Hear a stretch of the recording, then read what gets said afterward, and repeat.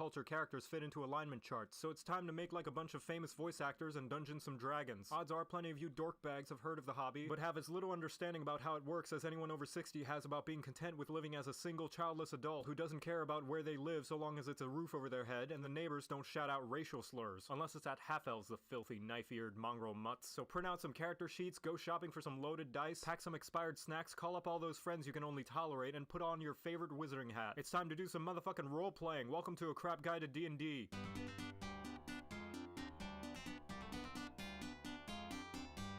Do you like hitting things? What am I saying? Of course you do. Everybody does. I most certainly do. All the time. Like now.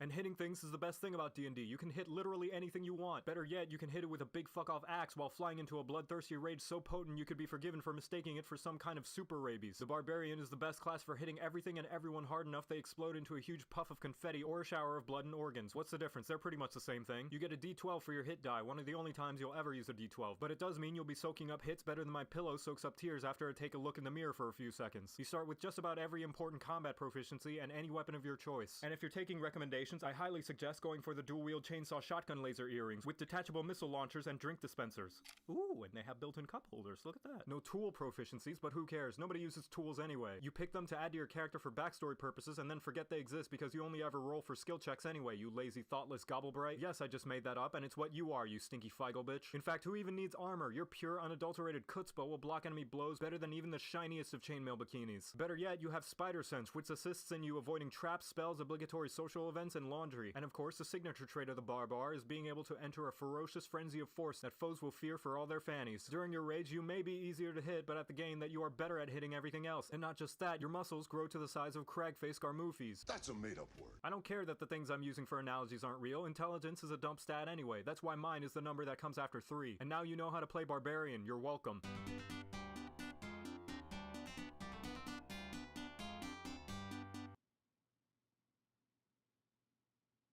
Frail spellcasters? Whack. Close quarters combatants? Whack. Immobile tanks? Whack. Me? I'm tight as fuck. First time playing D&D, I realized I'm too cool for any sort of specialized role. But that was only because I hadn't figured out that there's only one way to play it right. With a sword in one hand and a harp in the other, shouting my greatness from the rooftops, laying bitches and slaying witches. Or is it laying witches and slaying bitches? I can't quite remember. I was too busy giving the tavern owner a reason to stay in business. Welcome to A Crap Guide to D&D.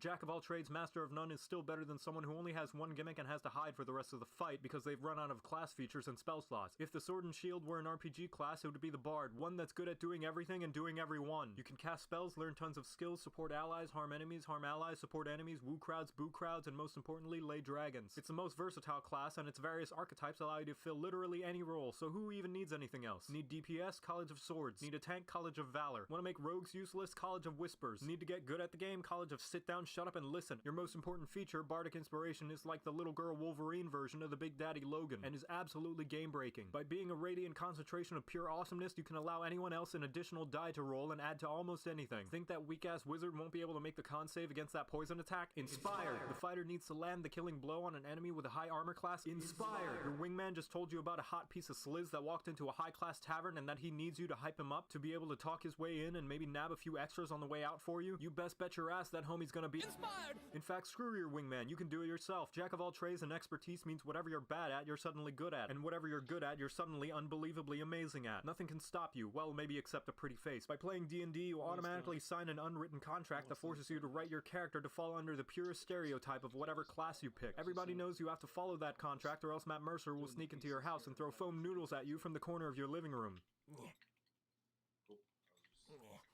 All wizards are smartass eggheads, all rogues are kleptomaniacs, and all bards are lust-compelled sex deviants. It's just the rules, I don't make them. And of course, the main gimmick of the bard is that it's artistically expressive in some way. People usually think this means musician. That's because their brain are like this, while my brain are like this. They can sing, dance, paint, prance, make a pretty dirt drawing with a lance. Plenty of ways to further enhance the battlefield if given the right chance. Now you know how to play bard, you're welcome.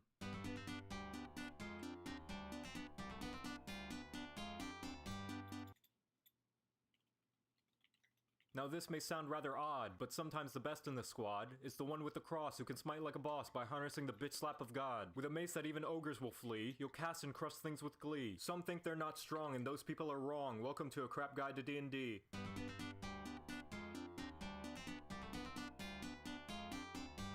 The support is someone everyone wants on their team, but nobody wants to be. Lucky for you, the cleric is like a support that decided to buy a taser after being too fed up with being told to heal the barbarian who ran into a 1v20 encounter. Clerics are the religious fandoms in the D&D world that are so crazy into their deities that they've turned their fangirling power into something that can actually pack a punch, having the same armor proficiencies as a fighter and the self-sustaining capabilities of a paladin that's been juicing with unicorn hooves and dragonborn acid. They have so many teeth-grindingly infuriating spells at their disposal on top of all that dungeon masters all over the world universally agree to ban clerics from the game so as to not make encounters absolute nightmares to give proper challenge without throwing approximately 20 black dragons at one cleric alone to keep it balanced. Spells like Flash Gordon, Buddy Cop Weapon, and Does My Hand Smell Bad to You are so stupidly strong at such a low level it's easy to forget why so many uncultured swine consider the cleric a designated healer. Anyone who does has either never played the class or considered the sword and shield a viable weapon in Monster Hunter.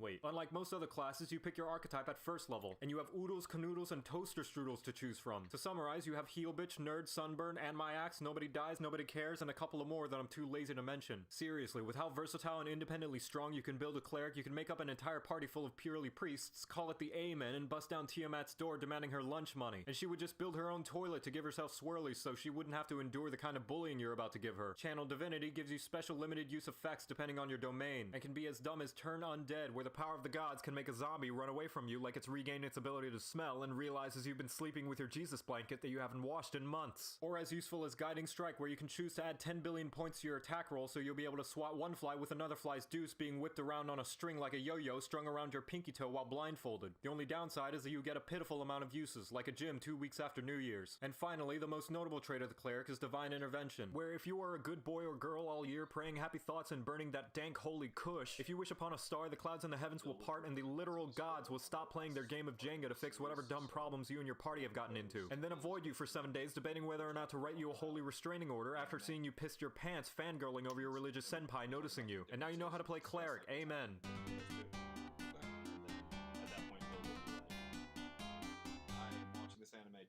Spoiled on the story, so I'm gonna back out here. I don't understand tree huggers. What has the environment ever done for us? It's not like it provides oxygen, resources for tools, housing, clothes, food, and technology or anything important like that, and it's definitely not like it's home to various species of plants and animals required to keep the ecosystem alive to continue to feed mankind's insatiable appetite to destroy, consume, and rebuild in his own image, ultimately resulting in the annihilation of the very world that brought him into existence. Nah, fuck all that. The environment clearly exists for us to skin innocent animals that are minding their own business so we can wear them as high fashion. I mean, just look at bears. All they do is steal my chips and shit in my backyard. Well, guess what, Yogi? It's payback time, and what better way to give it than undercover as one of their own? They'll never see it coming. Welcome to A Crap Guide to D&D.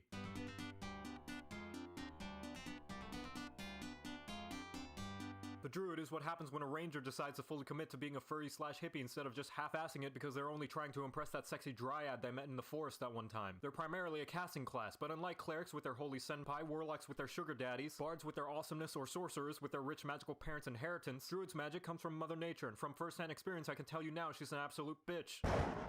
Shut up, bitch. At second level, you can fulfill every furry's dream and transform into an animal, but not just any old lameo neon-colored oversaturated mess like Arjun Darksnout the rainbow dog with an indie band t-shirt over there. No, I mean cool animals like my original character, Grabblejean, the nocturnal giant toad. Don't steal! Your archetype will be based around whether you want to be part of the forces of nature or if you want it to work for you. To list them off, land for different flavors of spells, moon for when you want to take your persona to the next level, dreams for if you secretly want to play a cleric, shepherd for if you want to be king of the wigglers, spores for if you want to reenact The Last of Us, and twilight for that sweet, sweet edge. Just like all the classes, your features improve with your level. Where druids differ is that their animal-related features mean that the beasts you summon or wear fursuits of don't necessarily get stronger, but rather they're thrown into the garbage and replaced by things with increasingly more fleas. Moreover, they gain additional features a regular animal couldn't imagine if it was high on devilweed, which gets fucking terrifying at later levels. Imagine this scenario. You're walking in the woods, there's no one around, and your phone is dead. Suddenly, spiky thorns sprout out around you, making movement painful. You have someone who doesn't want to hear the spoilers, so we'll have him,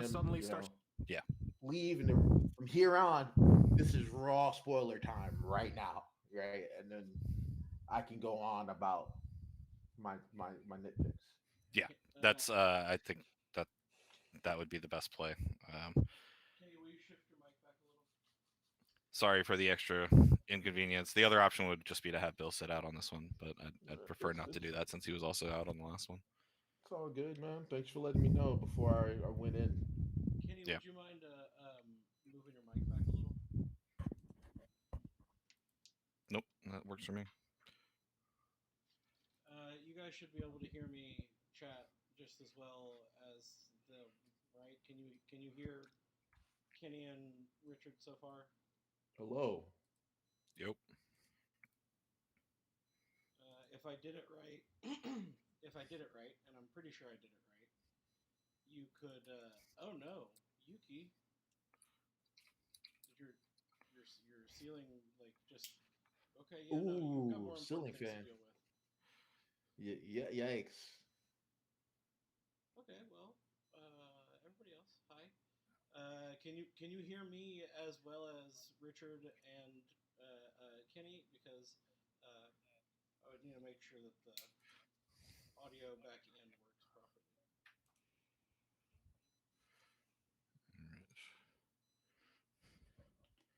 Oh no. Oh, you gotta get that. You gotta get that float switch fixed, man. Or just get a shop vac and start bailing it out that way. You hate to hear that coming. Yeah, Like I hate when AC start leaking. Oh man, you know something failed. Oh man. At least summer's getting close to over, Yuki. Or rather, at least you're moving into a colder season. Necessarily.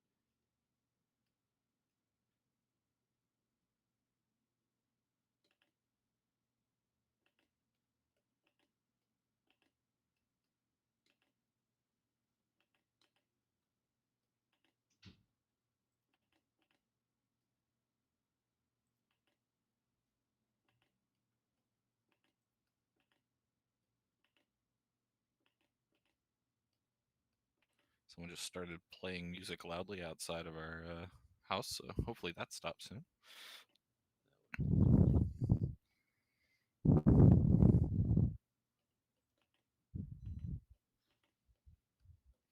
Cool. That does exactly what I wanted it to.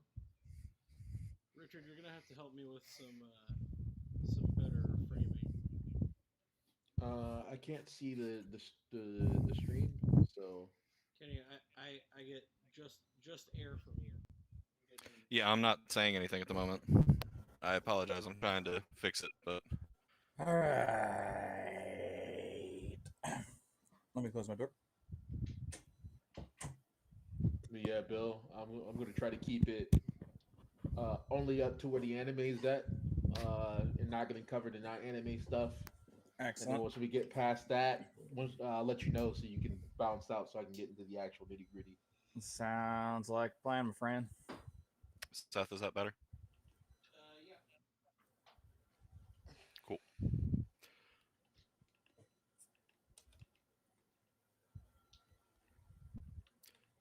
Well, all right. I'm ready to get started when you guys are. All right, give me 1 second. Let me. Yeah. If everybody's able to hear all of us, no, I haven't seen a confirmation yet. I'm sorry. I'm trying to look at too many things. Beep bop borp. Oh, I can turn that up. Hang on. Beep bop borp. How's that, James? Do I sound like Wimble, at the same wimble. level of everybody else?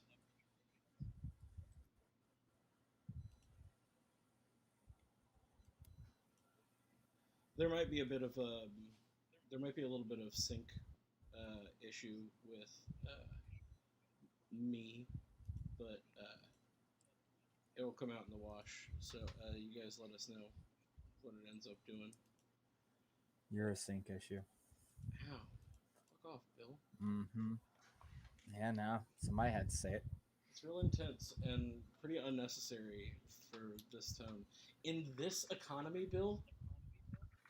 Yeah. Nah. I'm willing to stand up and do what others won't.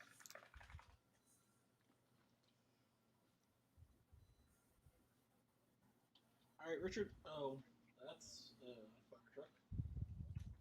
You're a fire truck. Ha! Got him twice. God, doubled it up. Mm-hmm. You're both a fire truck and a sync error. You love to hear it. I'm super glad that I'm audible. Sorry about that. That mix up. Okay. As long as everybody can hear everybody, I'll call this a win for now, and I'll worry about Richard, there's just a lot of black screen. I don't know how to make. I just used the default chat window size that the Discord stream overlay toolset gave me, and I don't know how to make it long. I'm gonna make it long. If you can tell me how to I'd do have that. to see how you're like. What are you streaming like through? Are you using OBS? Yeah, I'm using OBS. I'm using a browser source that is using. Hang on, I'll use my non-streaming. How does the chat get overlaid through? Are you using like a chat overlay? Yeah, it's the Discord stream tools or whatever. Discord. I'm not sure what that is. I'll need to check out the API. Like for my stream, I ended up coding in HTML my own overlay, so like I don't know how your plugin works specifically. It's streamkit.discord.com/overlay if you want to check it out.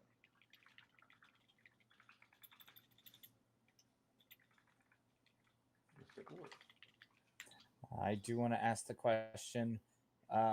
When I duck out, should I just straight up close the tab and or would that take out some of the recording? I'm not sure, honestly. I have never had someone have to leave mid route on this program, so maybe Bill. We'll all find out. Maybe Bill, I'll mute myself and just. Yeah, exactly that. It was 100% what I was going to say. Yeah, you can mute yourself and then bounce. Yeah, that play it safe because. And just put my headset over the side. We keep the background, and then I'll just let, and then and I'll let the editor know. Bill kind of backs out for a little bit, and if you want to come back when we're ending, you can. I mean, I'd need like a signal or something. Yeah. I can just put my hand up when we're ending. I don't know. Or we could send something on Discord. Something. We'll figure something out. Depending on how the flow is going. Sounds good. Yeah.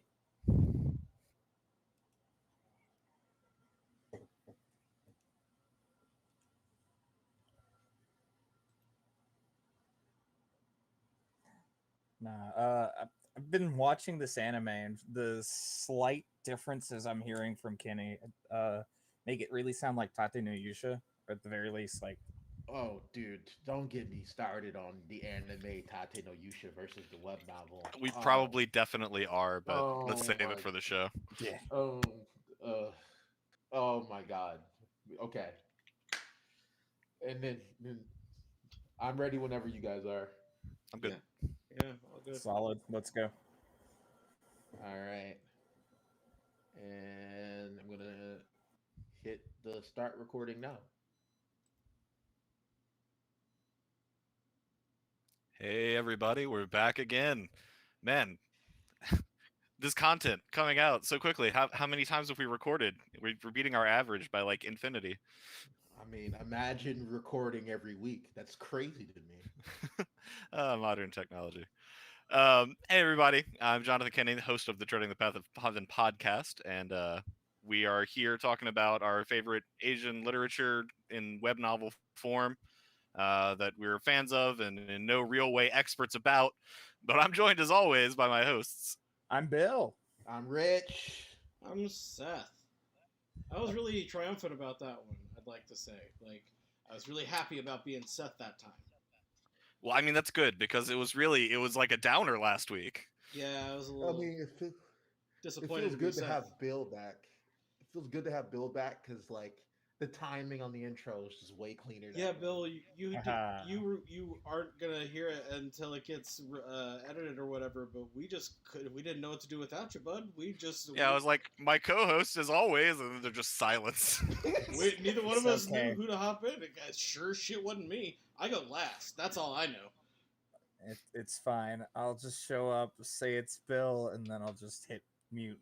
All right, that's it for me. Ouch. Self-burn. We're here this week to talk about Kumo desu ka, in light of the recent anime release that's coming out this season. It's been a pretty fun show so far, but we'll get into our thoughts on it pretty soon here.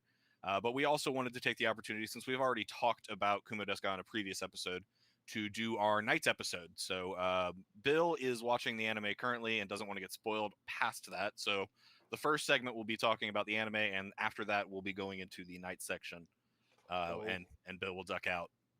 I'm going to warn you repeatedly. When we get to that Night section, I'm going in. Like, if you don't want to know what's going to happen, turn off the stream, turn off the podcast, because I'm gonna spoil the piss out of it. Oh yeah, speaking of, Block your eyes. This was our first recording session that we're doing that is being live streamed for our patrons, for our Intersec members. I'll do a full Patreon fucking sales pitch at the end of this thing. But the thing to note is there are going to be people that are chiming in during this, not audibly, but there's a chat, and they're gonna help direct the conversation. So cool. Anyway, just so you know. Man, you guys, I've been wanting to talk about this since I saw the first episode of Kumo Desu anime, and this is another novel that Treading the Path of Heaven covered that I called there would be an anime in it. I called it ahead of time. You did. Oh yeah. Yeah, no, that's recorded. That was in our previous episode. Yeah, man. Yeah, I knew it was gonna happen. I'm glad they're doing it, and I'm glad that like all of the novels that the Japanese novels I seem to cover seem to get animes that have good to decent animes made of them. Tate no Yusha kind of has me on the end. I was kind of sad about it, though it was decently popular, I guess. But I'm really happy to tackle this one because this one's definitely being done with some love for sure. I do want to put out that the first episode of Kumo Desu aired January 8th, 2021. And we are currently on episode 8? Yeah. I think 7. I think 7 just came out, yeah. Okay. Yeah, I watched 7 this morning just so I could have ammo for this. Yeah. I normally try to avoid watching the anime for things that I've read or read novel-wise or the manga because my imagination's really like way more vivid than the anime is going to be able to do.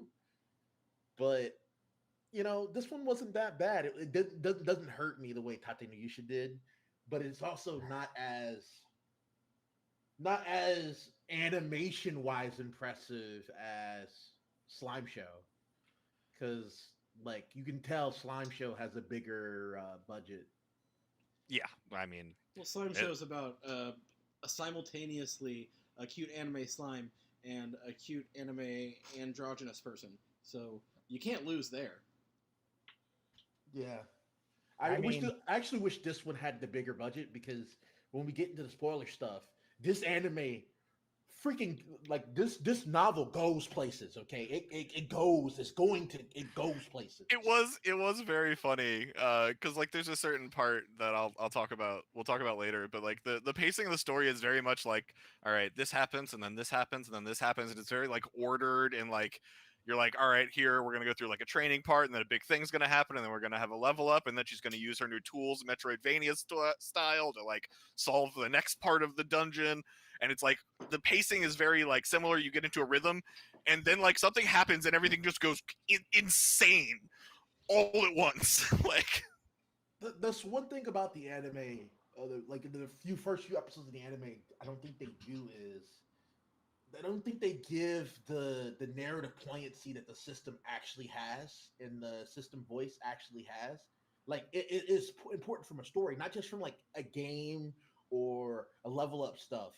A story setting. Like in the anime, they have a character that's one of the reincarnators who's all about leveling up to hear the voice of God, right?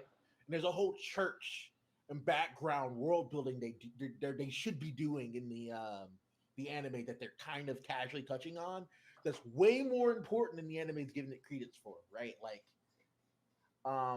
but I understand they want to, because the protagonist of the story is a reincarnated spider, right? I guess they need to make the character have more energy and be more have more characterization, I guess, to make it more easy to digest. I don't know. Which is 100% called also. You did say they better not fucking, if they make an anime, they better not make it cutesy, because this is supposed to be like a nasty, like, you know, whatever. And by God, they made it a fucking pink anime spider.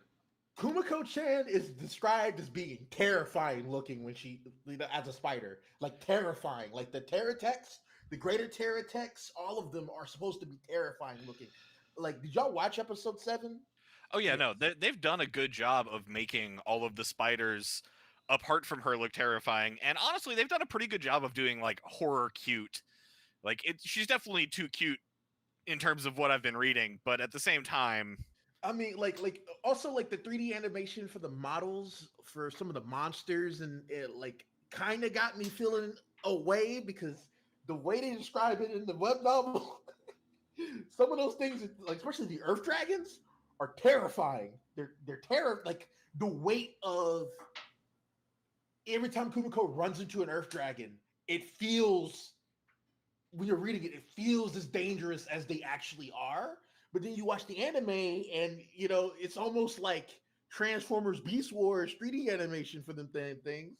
It's not as, I mean, the choreography's fine, but it's not as life or death struggle as the way I feel the novel portrays it. Like well, I think a lot of that is the fact that a lot of that comes through in Kumiko's like inner thoughts of like her, how terrified she is and her reaction, and how silly she is normally and how serious she gets during those moments.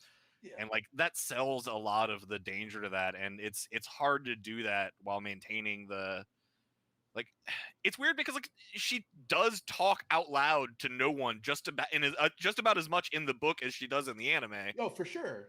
It's just she also inner monologues just as much of that, and we don't catch all of that, I don't think. Like I don't think they've really set up how crazy she should be going right now, right? Like they introduced all of the multiple her parallel thoughts, right?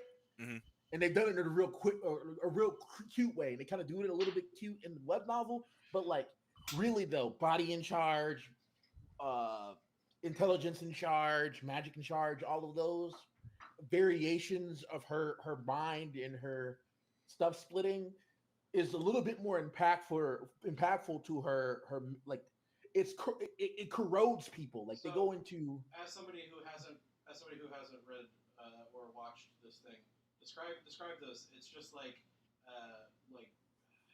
Bill, what's that Kamen Rider where there were different Kamen Riders that took over the Kamen Rider's body? Dino? Yeah, Dino.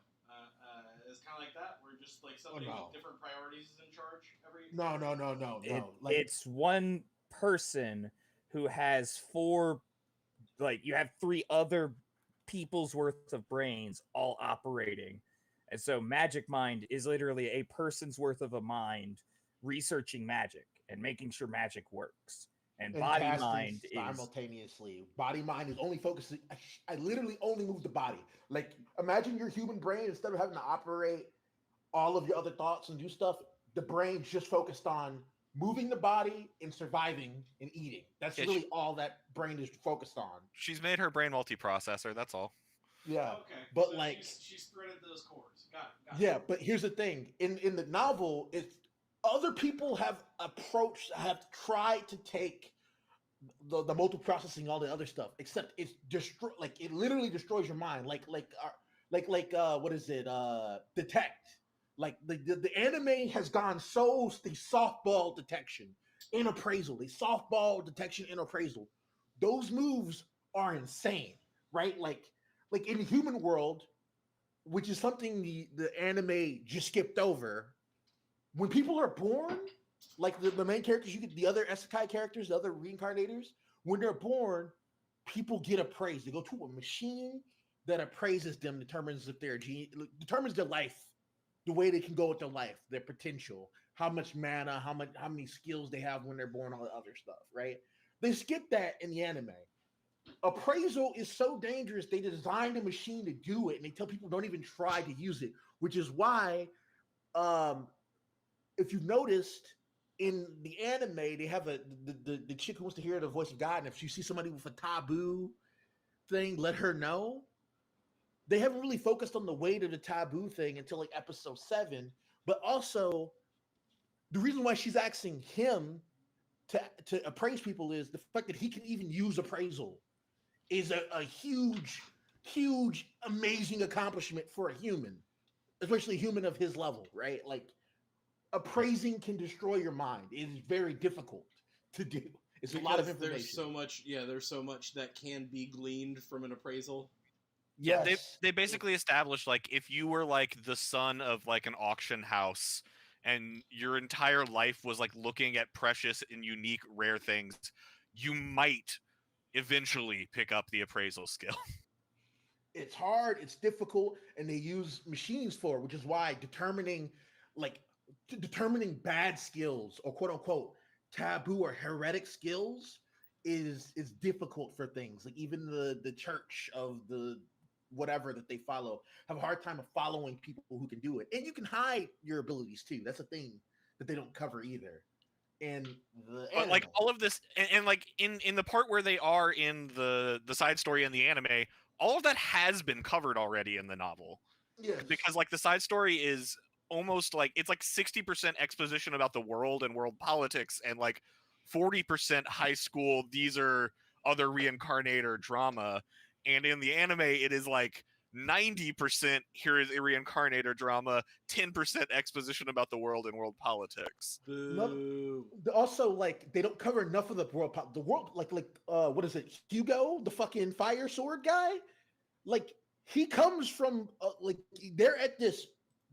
It's very much Fire Emblem-esque in that this school trains the best and brightest in the area, and these are kings, queens, princesses, nobles, whatever from different areas going to the school to learn. And Hugo is from quite literally he's going to be he's going to be the emperor. Quite literally going to be the emperor. And the empire has been at war with the other reincarnated dude, the dude who's the little brother of the hero and the hero at that point in time.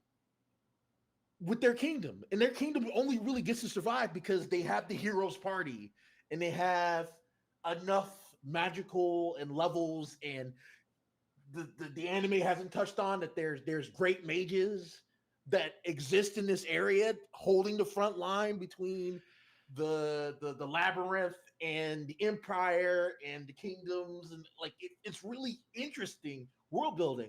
I'm not gonna say like Tolkien tier, but there's a lot of world building that's really important to the narrative later, and they haven't set it up. They're not touching it, and they're not like it doesn't seem like they're leaving space to do it either. So I'm really curious how they're gonna hit those beats later on as we're going into it. Skip them. That's a bummer if they do. No, but they can't. Like you can't. It doesn't. The narrative doesn't work if they skip it. It's like when One Piece just decided to.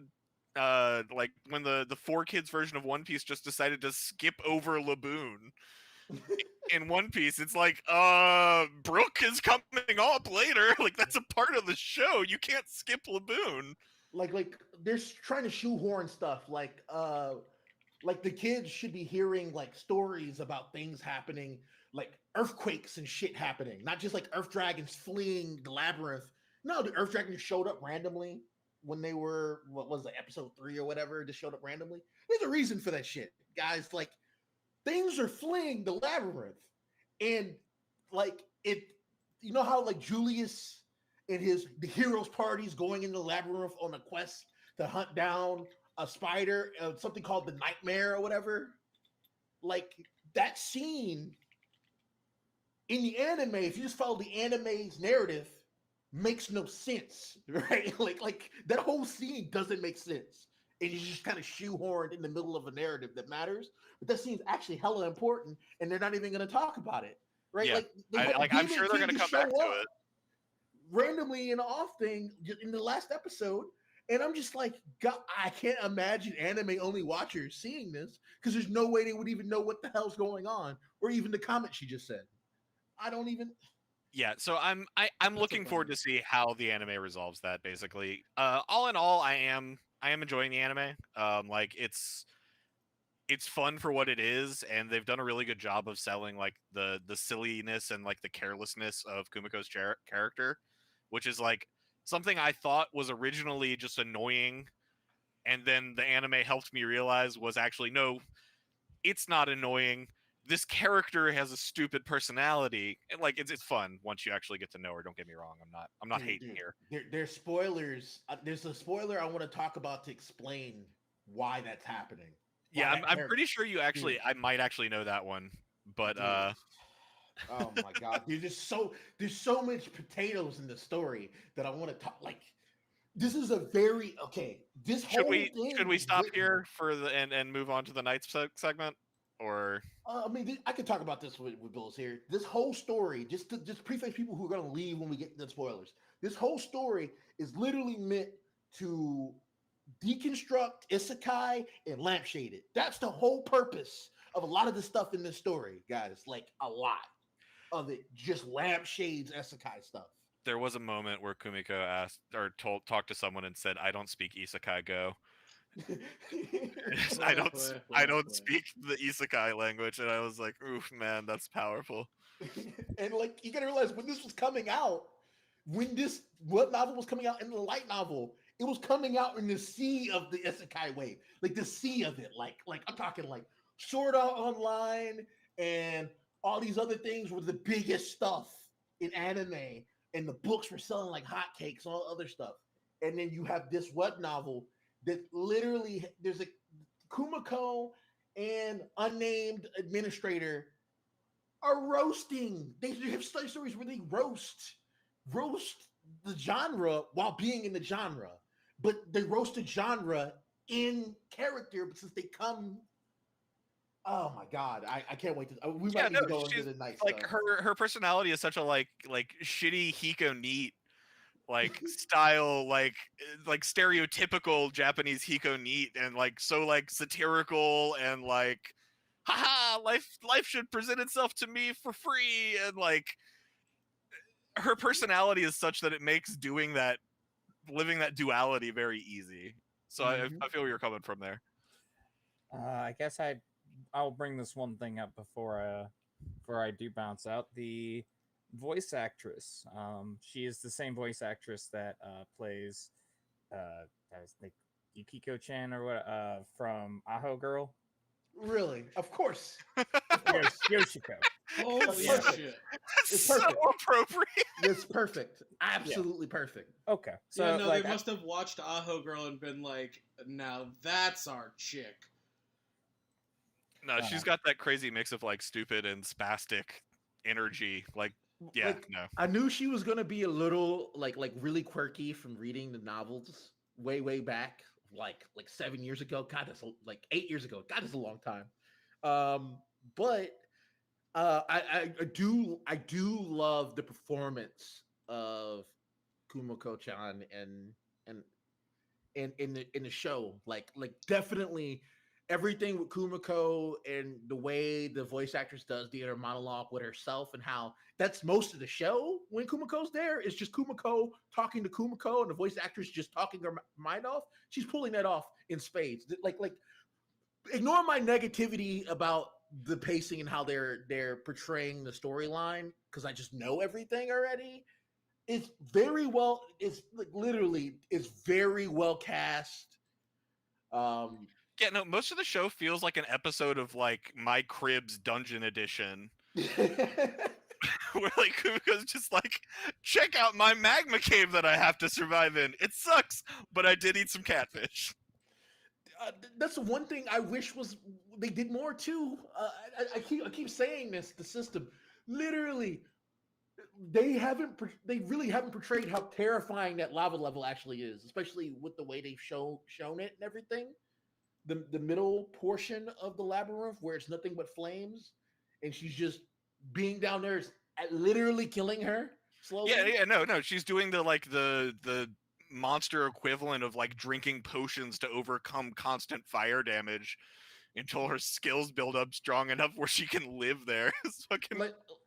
I mean, like I remember reading it, right? Like, not to cut you off, Bill, because I'm gonna let you talk right after this. Reading it, and there's portion like like they haven't really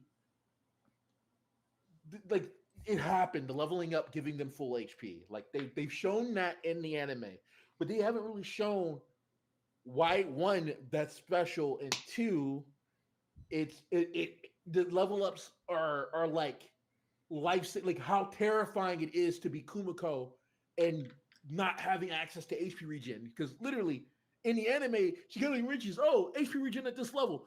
She does not have HP regen until that point right there, which means every point of damage she took was permanent. Any HP she lost was permanent. She did not get it back. There's parts where she's missing body parts and they don't come back into the level up, right? Oh, no. But she still has to fight disabled. In the novel, she has to go and eat disabled. The monkeys are way more terrifying than the anime portrayed them, because this shit was awful. It was a siege, and it was terrifying. I mean, they did a decent job of some of the level up stuff. I distinctly remember one time where there was like a good third of her body missing when she was getting the final level up stuff. Well, yeah, you're right. It's just like, that's really the point I'm bringing up is how would they? Like, aside from what they have done, how would they have portrayed that more? Because, like, aside from literally just putting the book in front of you and saying, "Read these words," like you can do it visually. Instead of having the system show up as words, that the way they've been cheating some of the narrative by having the system appear as words that scroll across the screen. And then just only highlighting the ones that are fucking relevant to the immediate story. That immediate story or whatever. And they can't like for example, the evolution she just got, there's a little thing that if you look at the kanji that scrolls across, whatever, the stuff that scrolls across, you can see a very important plot point there, but the anime just doesn't focus on it. You just like, you got to be looking for, you have to know, right? And I appreciate that, but they could do more example in the first time she gets hit by acid, right? From what is it? One of the frogs hits her with acid. I believe so, yeah. And she loses her eyesight. Like they could visually show part of her eyesight is missing. Like they could visually flash to a first person and see that like it's gone. And after she eats them and she doesn't level up, it's just gone now. It's not coming back. Her health bar isn't moving up. Like, you know how they show her health bar when she takes damage? Her health bar isn't moving up, and that would give more weight to when she does acquire perseverance and when she does acquire passive HP regen, and how the battle of resources she's going through in the prologue in the anime. I feel like the web novel did that better. Like the sense of danger felt more real to me in that than in the anime. And her growth felt better to me, more rewarding to me in the book than in the anime. That's I feel probably just an issue of the medium. Like it's harder to tell every emotion that a book can convey in an anime or in a visual medium, because there's just not enough time. Yeah, I mean, everything can be Hunter x Hunter, right? I get it. Well, I mean, like everything should be. Fuck it, I take it back. If you need to tell that story, just tell the story. Take as much time as you need. But that's not fair, because like Hunter x Hunter and like stories like One Piece, where literally they are almost pound for pound from the page that you read them to the screen in front of you, like with ornamentation at times, but like they didn't change the story at all. They didn't have to. It's a comic, and a comic like naturally flows to animation. But like the problem with web novels is the same problem I have with like goddamn Harry Potter books. Is like I hate those movies. Those movies are trash to me because like I read the books first, and like the books mean more to me because there are words in the books that they didn't translate to the screen for some reason. Fucking Peeves. I need Peeves. Why didn't they put Peeves in there? It's stupid, and I'll never forgive them. Like I understand where you're coming from on that. I feel that with a lot of stuff. It's why I'm so worried about the Dune movie, right? I'm so worried because it's one of my favorite novels of all time, and if they do that wrong, that Dune movie is not what it's not what it needs to be. I'm going to burn the movie theater down. Okay. Yeah, technology is finally at a level where Dune can be told appropriately. And straight, like you fucking don't get have it right, to you touch anything. bastard. Just get it right, right? Like that's all you got to do is just get it right. Don't remix it. Just make the technology look cool, make the sandworms look fucking awesome, and tell the political story you fuck. But like, but the reason why I think I can be fair, and you have a point. As visual medium, it's easier to apply the manga to it. Is the web novel and the light novel were written with manga and anime in mind, like just the way what was the name of that Hunger Games, right? The Hunger Games author, right, wrote the Hunger Games book because the author came from a screenwriter's background, wrote the book with the intention of it becoming a movie. You might not like the Hunger Games, but the movie is a pretty fair representation of that book, right? Like straightforward, right? Yeah, I mean, there's things here and there, but things here and there. But like the first book and the first movie, it's a fair moving, but the intent was there, right? Yeah. To me, the way the anime is portraying the story and the path and the flow and the weight, to me, the intent, which is correct, the capitalist viewpoint is to do the anime the way it is because the anime is there to make money. I get that. They're worried more about the money making of the anime than they are of the story as it was initially written. That's why the manga follows a more softballed version of the web novel. I get that, right? But it still irritates me a little bit because it could be so much. Like this could be, instead of being a decent anime this season or this core, it could be anime of the year. Well, I mean, this season's fucking stacked anyway, but that's neither here nor there. But like for every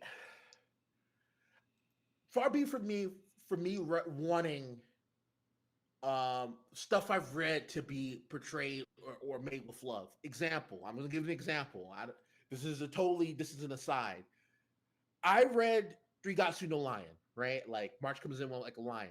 The anime is literally chapter for chapter the manga. 100% chapter for chapter the manga.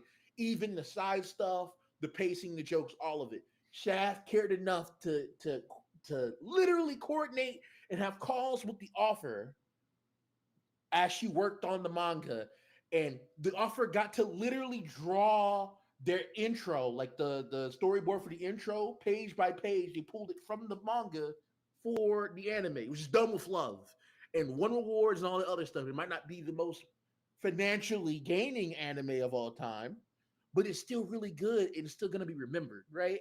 I just want things I consume to be done with that kind of love. That's all. Can I just provide a counterexample because I'm mad about it and I found many ways to complain about it this week and I'm going to find another on this podcast. The Watch, fucking Night Watch representation, fucking adaptation, whatever the fuck. It's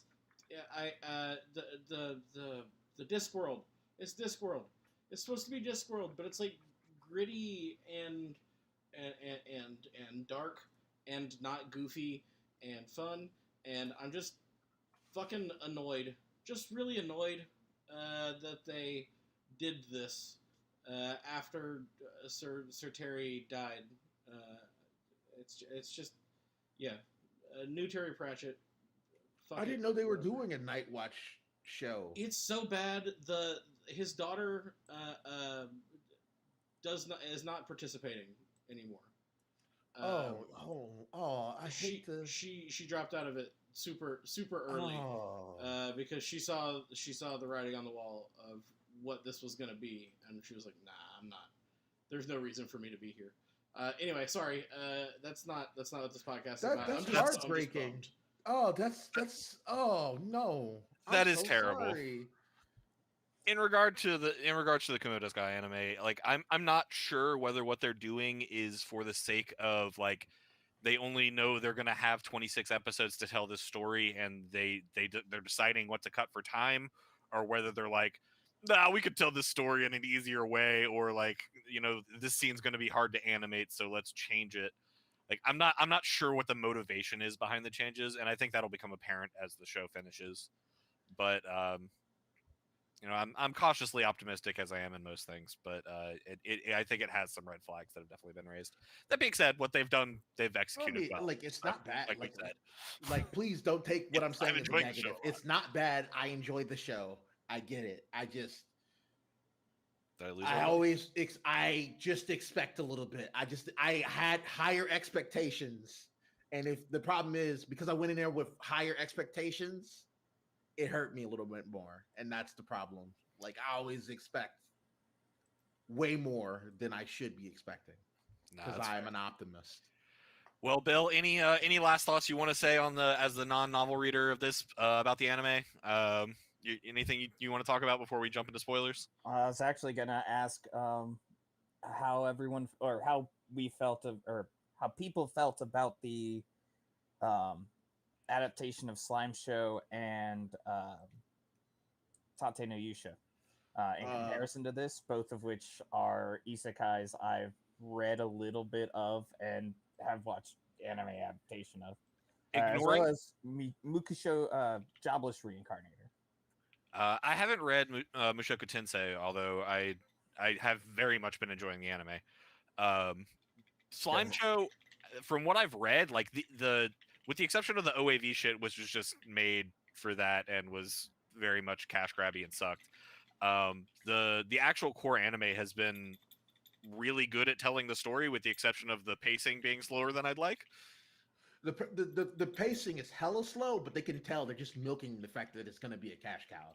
Like Tate no Yusha, they're just trying to delay it because they know once they cross over that precipice of story, it's going to accelerate to the end, and they're afraid because it's making so much money, right? I get it. I understand what they're doing. For how lovingly they craft the animations of that slime of Rimuru Tempest, I appreciate every bit of the movement of that slime. I appreciate that because they didn't have to do that, right? They could have cheated, but they didn't, and I appreciate that. Yeah, no, the physics of the slime on that show, I like is so impressive, the way he bounces into life and into his other forms and does his abilities and like just like all the graphics, the details of that show are incredible. I love Slime Show. Tate no Yusha I haven't read, but I enjoyed the anime for what it was. They had good character design. The problem I have with the anime is I couldn't really watch it past a certain. I watched Donna watch it for a bit. I just couldn't because certain parts just rubbed me the wrong way. In the TV show, the TV show obviously isn't awful. It was just they cut corners with animation budget, and they also, because of the way they did this show and the pacing of the show, I don't think Tate no Yusha is ever gonna get to the part that makes that story incredible, right? Like they just aren't gonna get to how good the climax and endings and the story gets with all of the characters, right? Like they're just never gonna get to that, and that's what breaks my heart there because because of the corners they cut and the pacing they did with Tate no Yusha, I don't think they're gonna get more time to animate more of it to get to the shit that really made me a fan of that series.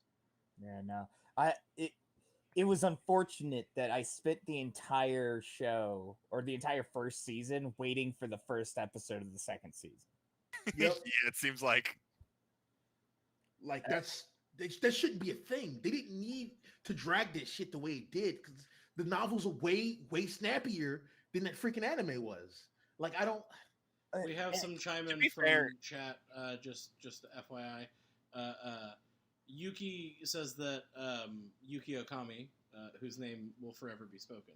Yuki Okami. Yuki Okami.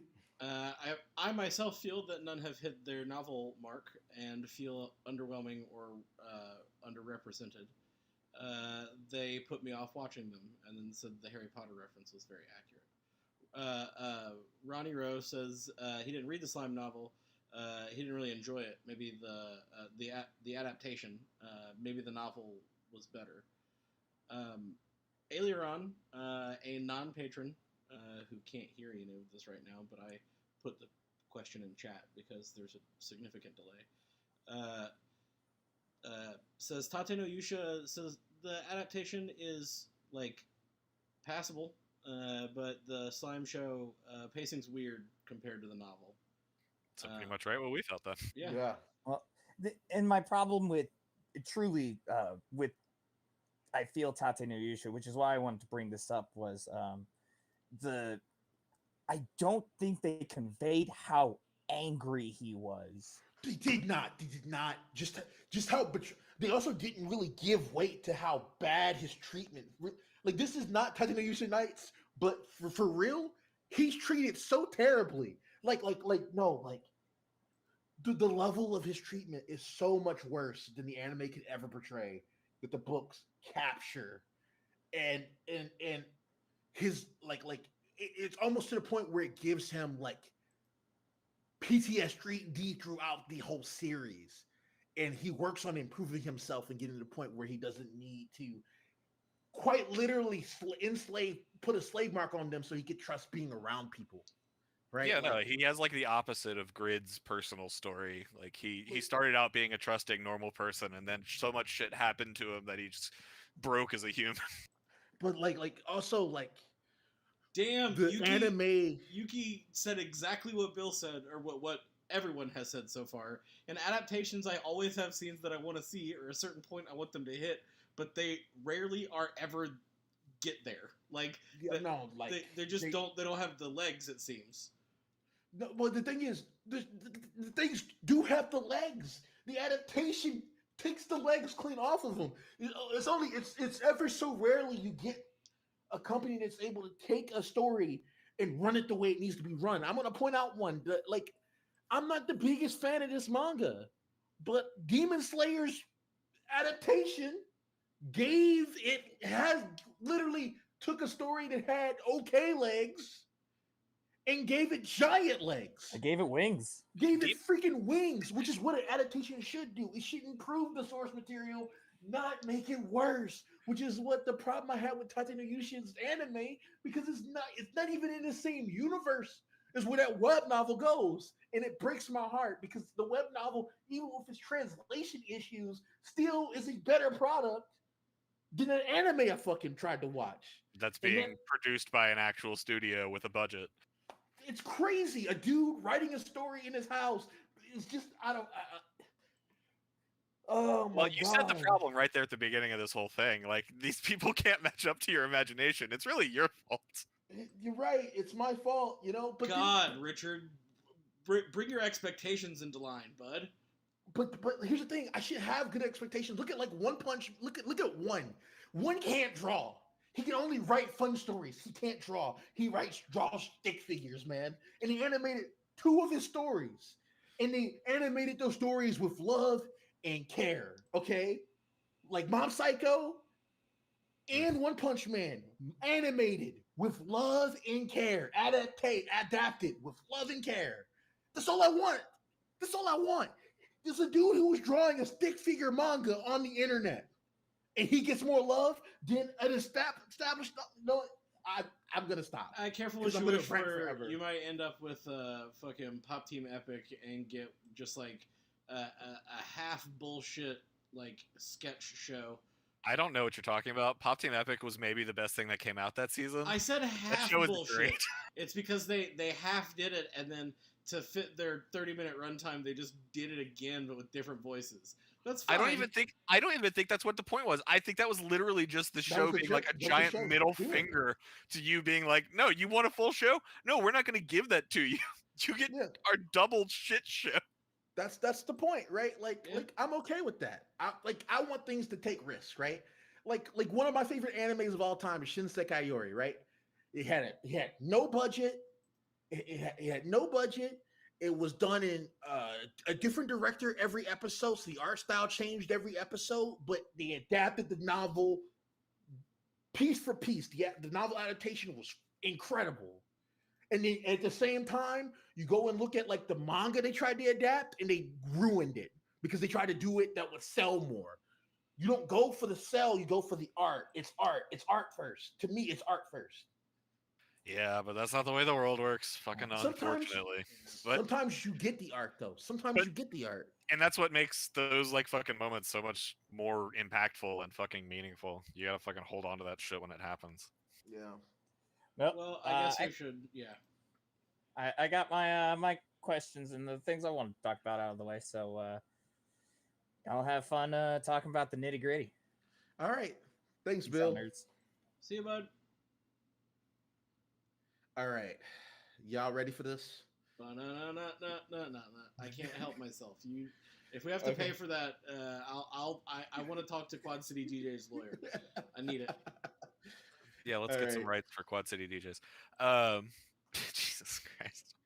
Let me bring my energy down here. I got on that soapbox for a minute because. Well, I mean, we're about to jump into fucking all sorts of shit. So yeah, like.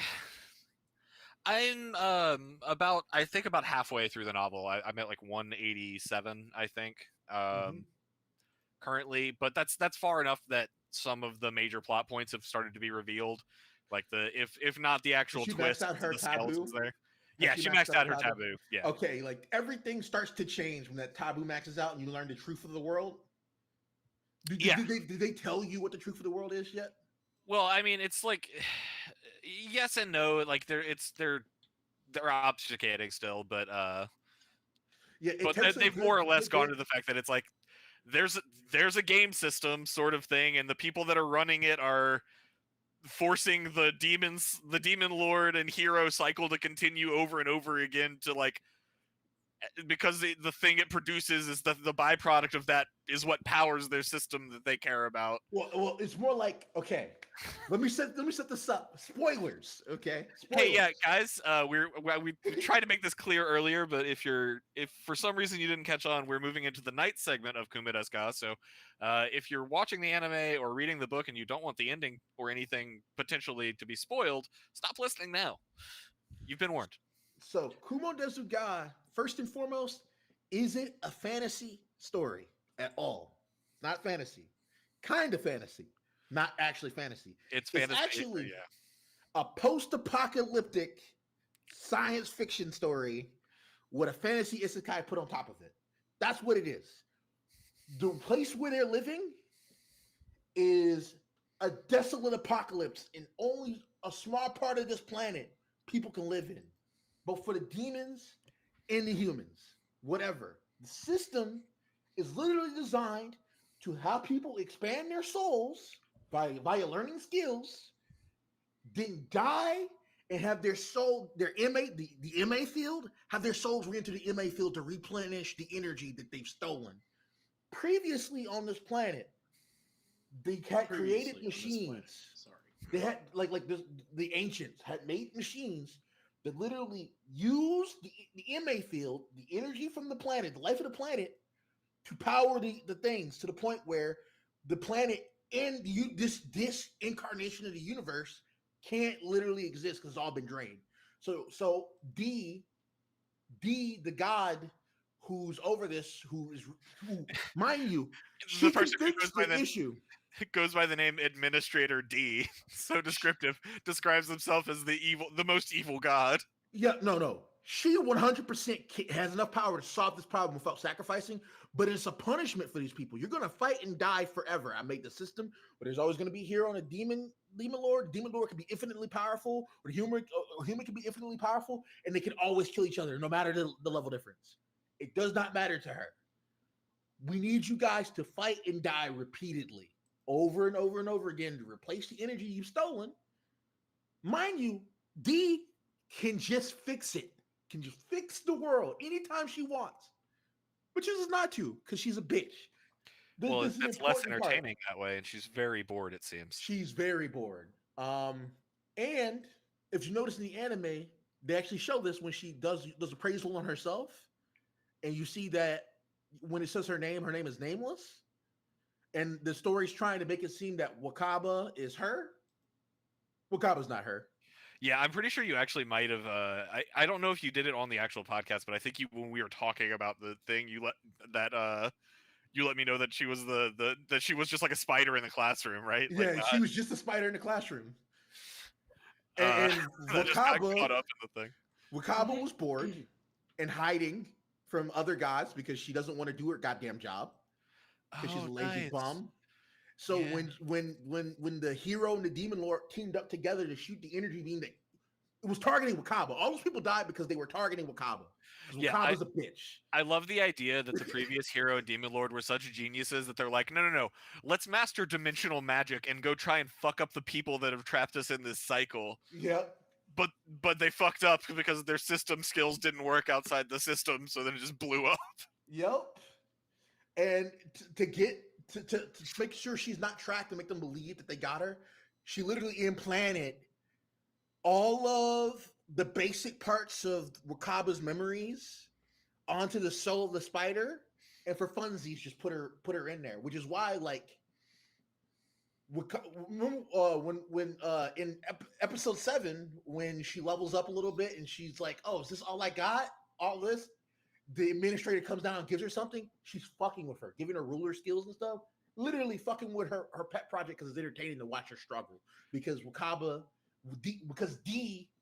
not her name. D is just an asshole, like not a good person, just not a good person. No, it seems that way for sure. Like she's, giant bitch. But it's it's been fun having her and her scenes are always very entertaining. So I can't say I really hate her. I don't hate D at all. It's just like, but it makes perfect sense. Like it makes sense that she would give her powerful skills to her, because if she's trying to use her as cover, she needs to look a certain way. She needs to be discovered. Yeah.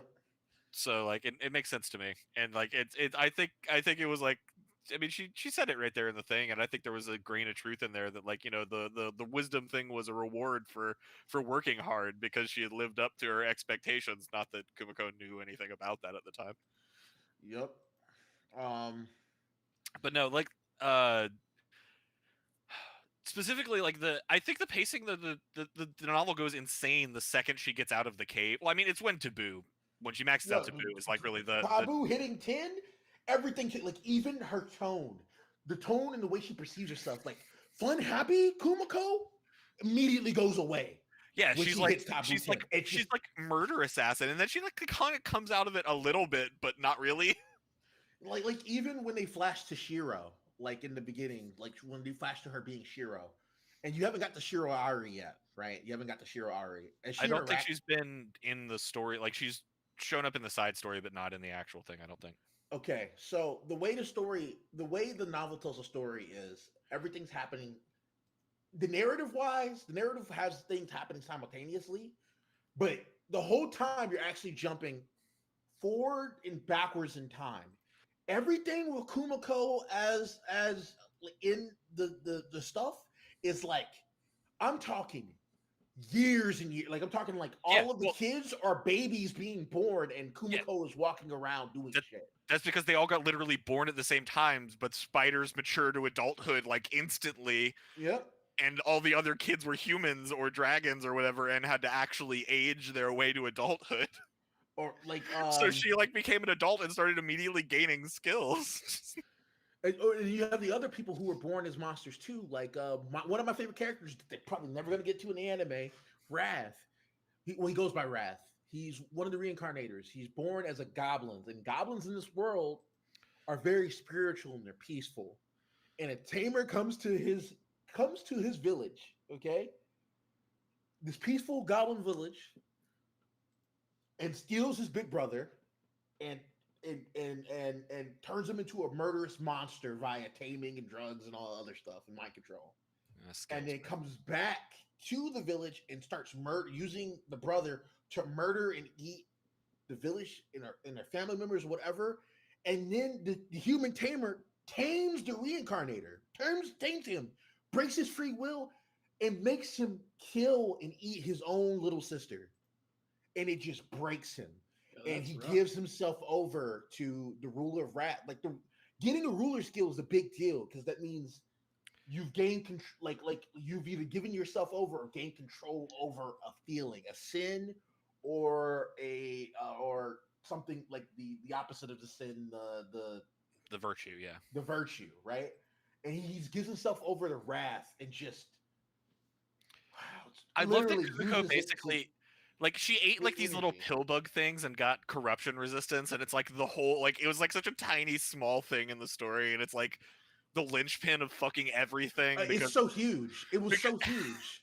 Like she basically ate the bug that's like the thing that nothing ever eats, because they've all evolved to know that if you eat that, you die. Yep. But because she gained a skill when she ate it, she was able to barely survive. And then she was able to eat them, so the skill grew. And then she started using that to resist all the negative side effects from like the taboo bullshit skills she started getting, and also one of her evolutions. The fact that got revealed that like, oh yeah, no, your species was never ever supposed to exist because the species before it kills itself by existing. Yeah. The that corruption strike kills you and the target next to you at the same time. You both just die. Yeah, that spider's not supposed to have resistance to corruption, so it's when it does the attack, it also dies. But you just had it from other things, so congrats, well, you're a unique monster. That's the problem I have with the anime, though, because the anime doesn't show that she was at such a low point of not having food, being unable to kill stuff. She has to exist off the shit no one can eat, like the shit on the wall that is afraid of nothing, that tastes like actual vomit. She had to eat on that shit. She doesn't like. Yeah, I mean they do that in like a fucking 45-second scene in the anime, so it's like it's not given weight. But in a way that's kind of appropriate for this particular thing. But for some of the other stuff, I don't think it is. Yeah, but people are gonna not. The impact of the recoil of that, oh shit, I have to use this move, isn't gonna hit the same. It's just not gonna hit the same. That being said, I will say one of the things that I do understand why they're trying to gloss over some of it is that like it feels like 1/4 of this book is status screens. Yeah, that's fair. Like that's fair. The amount, and it's not entirely the fault of like, it's not like they do them too often. It's just that they're so fucking long. Yeah. That they like take up 1/3 of the chapter when they show up. Like I'm glad they're showing her just casually glancing through it the way everyone else would. Like when you get a level up screen at the end of an RPG, you don't look at everything, you just look up, that seems interesting, I want to do that. I love that the author in one of his little like question sections that he does specifically was like, people were like, why didn't Kumiko check this thing immediately? And he was like, because she's a careless person. Have you not been reading the novel? That's a part of her personality. Yeah. She doesn't do things perfectly all the time. Please just enjoy it. I need to talk about. See, I don't want to really spoil it for you because you're about to get to the shit. I don't care, man. Fucking go for it. It's fine. I'm gonna finish this either way, so I'm not really worried about it. Everything about Kumiko going to war with her own like genetic ancestor, Ariel, and them dealing with each other and then later becoming like best friends after is eventually gonna happen. Like they're literally two peas from the same pod. No, it seemed like it at first when she showed up, I thought it was Kumiko. Until like they revealed the status screen at the end, and it's like, no, this is Ariel. And then I'm like, who the fuck is Ariel? And then they like Kumiko encountered her and got her ass kicked, and I'm like, I didn't think that was possible at this point in the story anymore. Yep. And it like happened instantly. Yeah. Ariel's not a joke, man. She's the Demon King for a reason, but also she doesn't realize that Kumiko is a savage too. Like, yeah, like and also and she has not been around for nearly as long as you have. For sure. Has she started doing the soul eroding stuff on the puppet heretics yet? No, she already ate the queens where I'm at. In terms of the battle with that, Ariel's currently fighting the Earth Dragons. Down in the bottom section, I think. Kuro's gonna be so pissed. Kuro's gonna be so pissed. You gotta realize, right? Like, Kuro's a bro. Like, he's really just a good person. It seems like a lot of the side characters are. Hard place. He's between a rock and a hard place. He can't stop Shiro because D's there, and he also can't save Sariel because D's there. It sucks, dude. Like the whole reason the only reason, the voice they're hearing from the system, literally D took a real angel and shoved her in the core of this dying planet and is using her literally eroding her spirit, her soul, to enlarge all the human spirits and stuff and try to fix the MA field because she's so lazy she don't want to do it herself.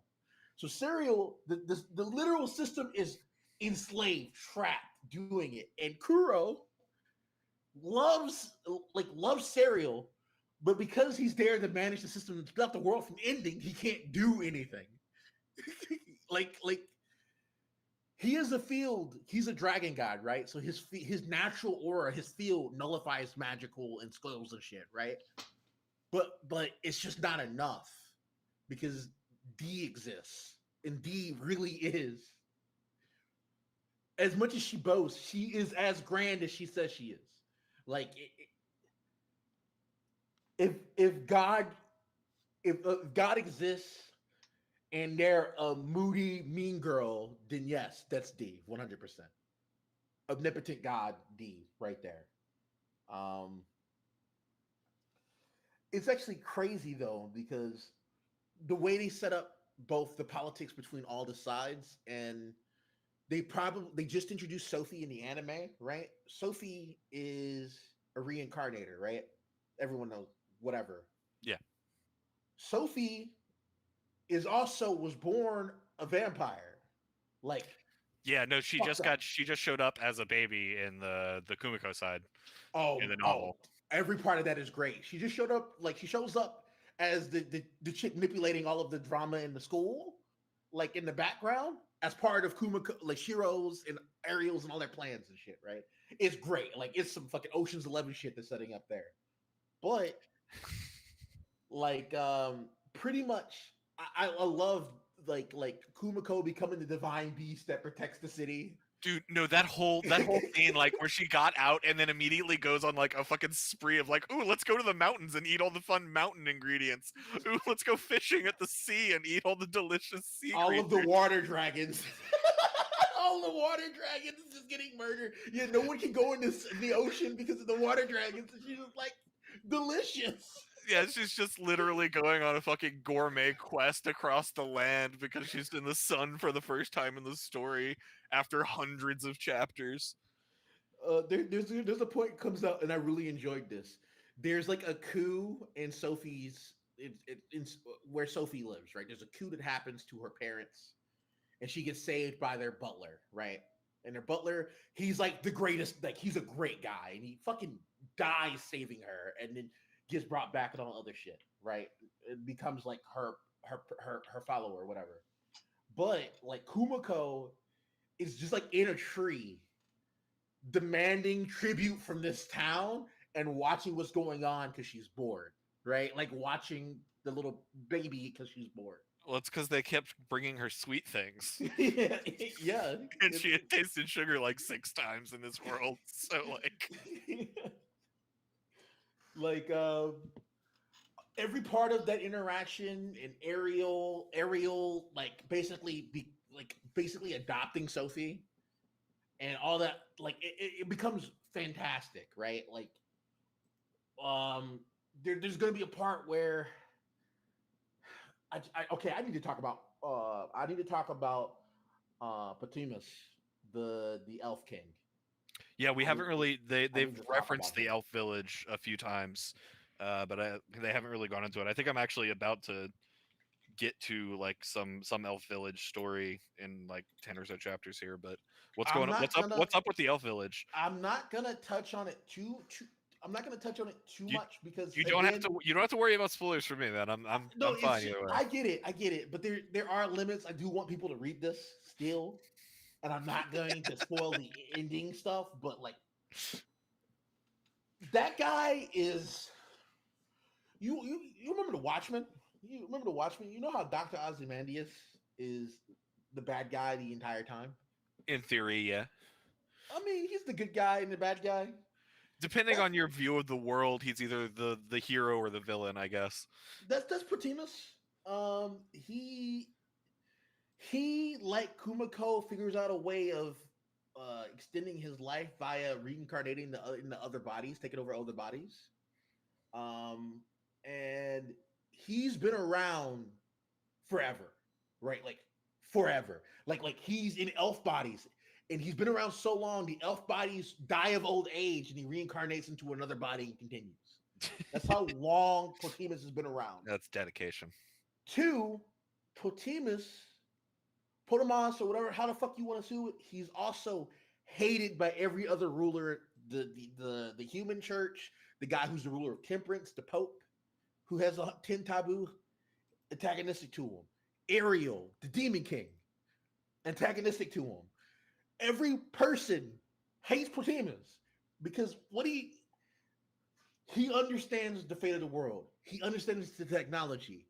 He excavated the technology. He uses the technology himself, the one that's destroying the world. He wants all of the reincarnators because they have so much. He wants to prevent them from growing out of control and having so much power, but also their souls are more valuable to the inmate field. He wants. Yeah, no, he wanted. It was explained by their elf teacher that she was trying to limit their skill growth so that the administrators wouldn't find them, sort of a thing. But no, the administrators are fine. Potimus is the problem. She doesn't realize that because she was born to Potimus. Like her luck is shit. Clearly, her luck is shit. Or D's an asshole and manipulated it. I mean, it's probably a little bit of both. Let's be honest. She was born to might be like he's not like the big bad, but he's like the big bad. Like he's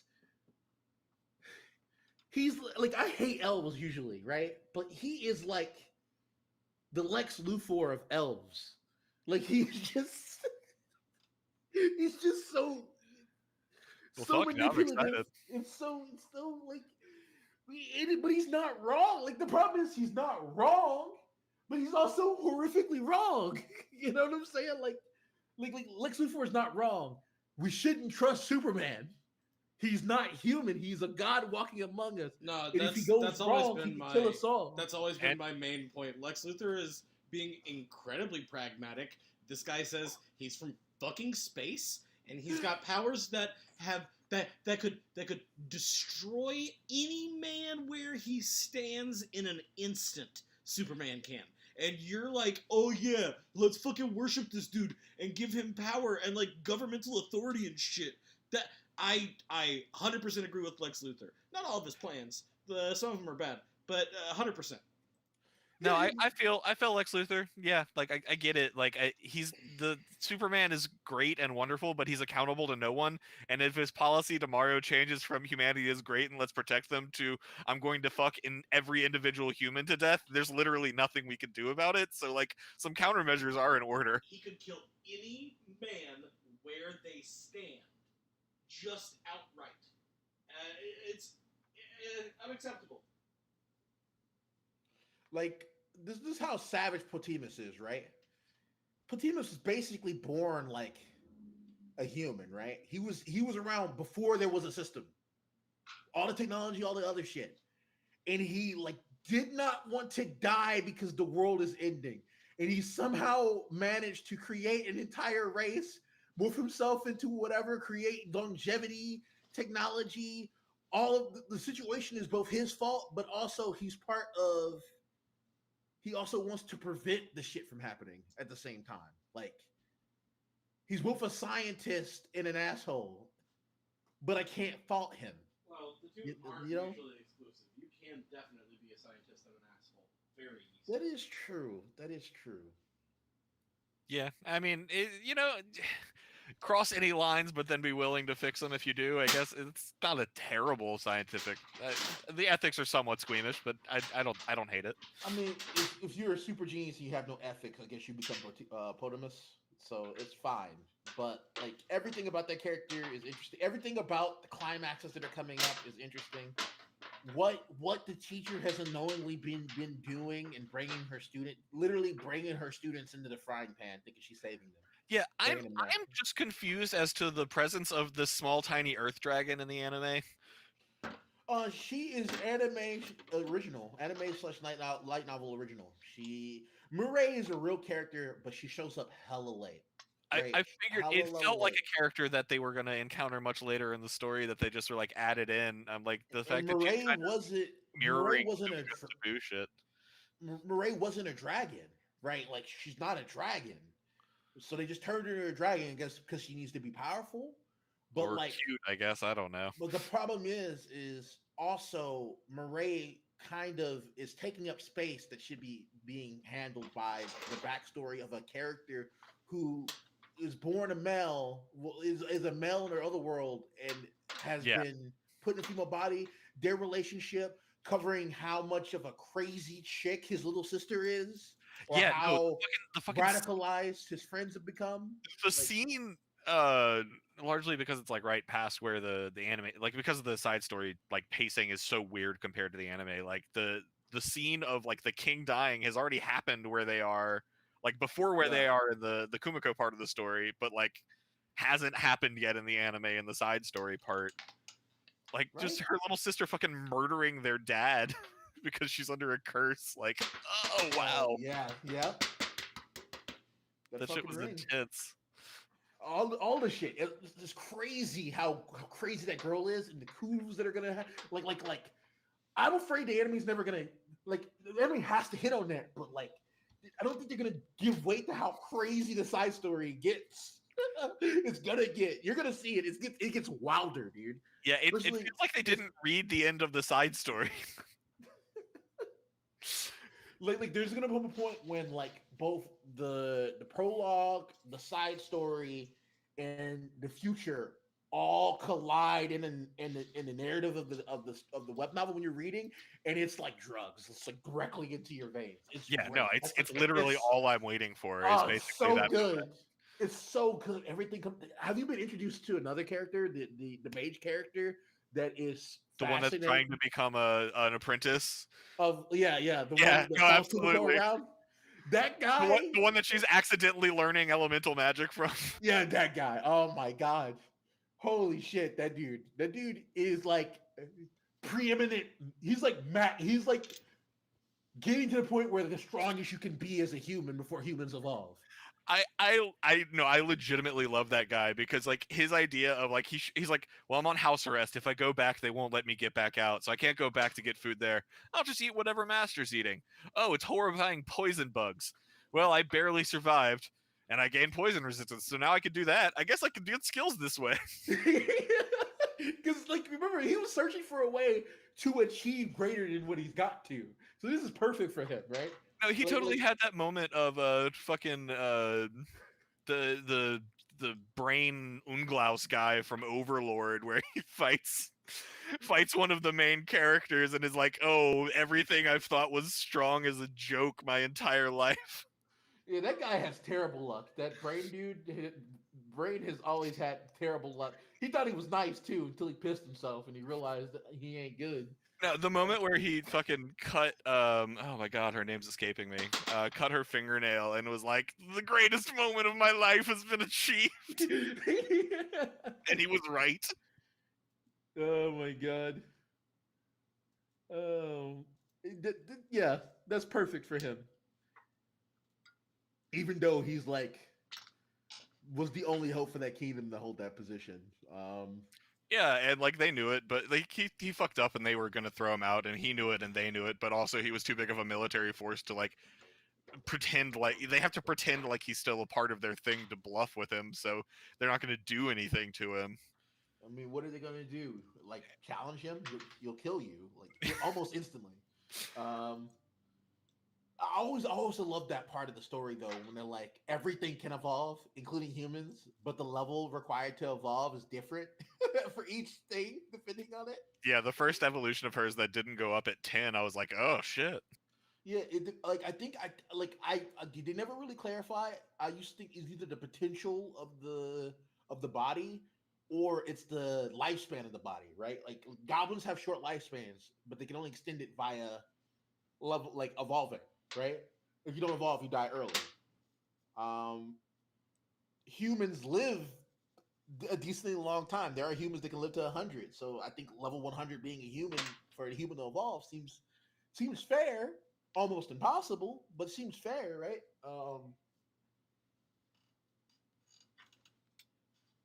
I really enjoy this novel, and there's so much that happens, and there's so much backstory, and there's so much like people getting out of the system, like Kumiko figuring out how to get outside the system. The way they set up the ruler stuff, the way they handle how someone outside the system has to utilize MA energy to emulate how the system works to function, right? Like the way when Kumiko eventually gets outside the system in the story, the way they set it up, it almost becomes like Kumiko becomes a cultivator, right? Like at that point in the story. Well, I mean, it always kind of feels that way when Korean system novels break the system. I mean, I know this isn't Korean, but like it's kind of feels it's in the same. Yeah, it's got the Korean system, and then it has like the she like creates like very much. Now that I've read way more Chinese, because when I read Kumiko Desu Ga, I wasn't reading Chinese novels, right? Then I've read way more Chinese novels. Kumiko goes through the cycle of her first cultivation, running into something she can't handle, her clone dying, and then her being rebirthed, resurrecting with as a new potential, with new potential in the path of samsara, learning things outside the system, learning her own Tao, which is what she does to reach godhood. It's the whole whole desolate era, like the nothingness abyss technique or whatever. Yeah, yeah. Oh my god.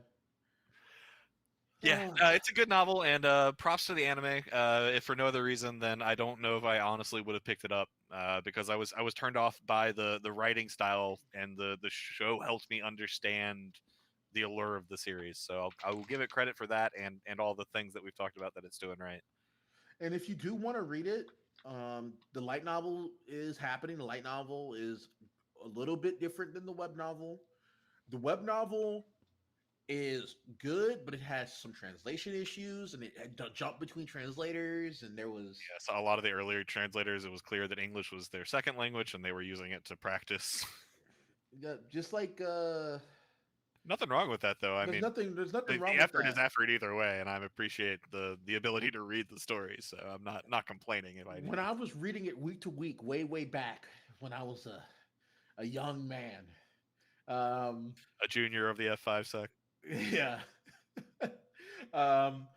It would be like I was reading week to week, and it was going, okay, 1 week it's on this one, on this novel. An update would happen. I'd have to go to a different website to read the update from a different translator, and then that one, the chapter after that would be another translator, because like 3 translators were sharing this one novel, and they were taking turns not stepping on each other's toes. So this translation group, this translation group, this translation group, and they're going tit for tat, right? But the problem is phrases got mixed up, names got mixed up, all kinds of crazy stuff. Like it was definitely crazy. I know Kumo as a guy, I think it got another translation like on Tumblr that is more solid together for the first 100 something chapters. So if you're gonna start with that one, but like it can be difficult to track down for sure. But it's out there, and read it. It's really good. And if you like it, support the official release. Buy the light novel, man. You can buy it. I think they have 7 volumes officially translated into English, I believe. I'm not sure about that, but that sounds believable to me. That sounds about right what they do. Yeah, it's pretty good. I think the anime, this first season, is going to end at the end of volume 2 or the end of volume 3 of the light novel. So they're just gonna barely touch the story. All right. Well, I think that's probably a good place to call this one for now. Seth, if you want to get into our business. Oh, it's time for business. Hey, folks, it's Seth. I'm here for business. As always, you could send us a tweet at Tiger Coaster on Twitter, but or you could send us an email at tiger.rollercoaster@gmail.com. But the easiest way to get a hold of us probably is to come to our Discord server. There's a link to it in the description of this podcast, and also be a patron and get to listen to things early. Let's talk about the Patreon for just 1 second. There are people listening to this live stream live right now, that are technically 1 month ahead of you, the public. We release every 2 weeks, and that goes first to Patreon, and then to the public. So every two it shifts one. So if you were a member of the inner sect of the F5 sect, you would be listening to this right now, maybe. Unless, life pulled you away or you were asleep because of where you live in the world, which is very understandable. Or your ceiling caved in with a bunch of water. Sorry, Yuki. That fucking blows. Anyway, so hey, come join us on Patreon or on our Discord. We're super easy to talk to, and we announce when we're doing cool stuff like this. I don't have any new reviews, but we've been pretty quiet for a while, so I'm sure those will. Well, if we if we start dipping back into the stream of things, we'll probably get some new ones. But I mean, like we're definitely gonna be back on track, and we're recording every week. And to the people who've come in Discord and be like, "Hey, I wish you guys would release more." We got you. We promise. We got you. Gonna try my very best. I am always sad when sometimes, yes, I do just Google the name of my podcast just to see what. Shut up.